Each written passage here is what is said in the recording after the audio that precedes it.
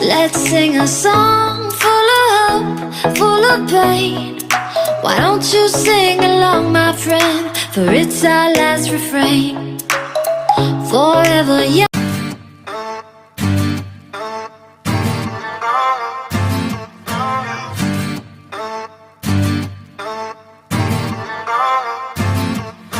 Scrapes on her knees and blood on her skirt. He pushed her.